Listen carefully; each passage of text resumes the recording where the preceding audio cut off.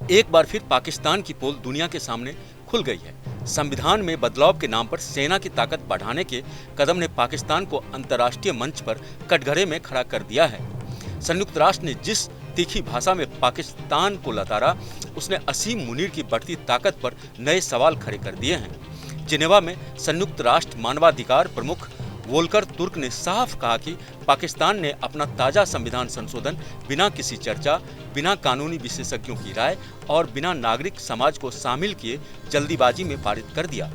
उन्होंने याद दिलाया कि पिछले वर्ष के 26वें संशोधन में भी यही जल्दीबाजी की गई थी और हर बार इसका सीधा असर न्यायिक स्वतंत्रता पर पड़ा है।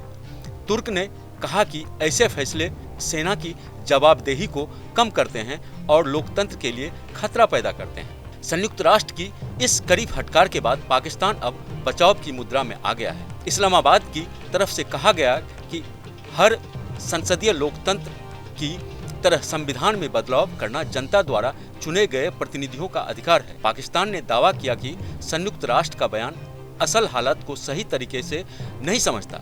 सरकार ने यह भी कहा कि वह मानवाधिकारों और कानून के शासन की रक्षा के लिए पूरी तरह प्रतिबद्ध है, लेकिन पाकिस्तान की यह सफाई दुनिया को संतुष्ट नहीं कर पा रही, क्योंकि विवाद की जड़ 27वां संविधान संशोधन है। पिछले दिनों पाकिस्तान की सीनेट और जनरल असेंबली की संयुक्त समिति ने इसे मंजूरी दी।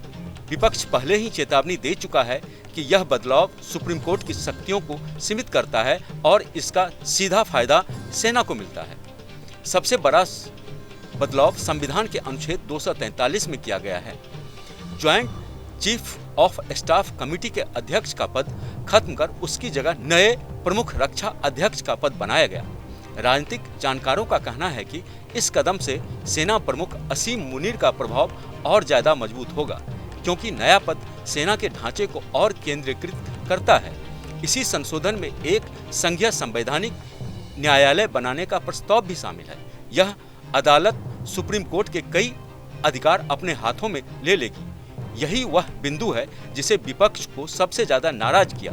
विपक्ष का कहना है कि यह न्यायपालिका को कमजोर करने और सेना को ऊपर रखने की रणनीति है और यही बात संयुक्त राष्ट्र को भी सबसे ज्यादा परेशान कर रही है। अंतर्राष्ट्रीय मामलों के जानकारों का कहना है कि पाकिस्तान में सेना का दखल कोई नई बात नहीं, लेकिन असीम मुनीर के कार्यकाल में यह दखल और ज्यादा आक्रामक दिख रहा है।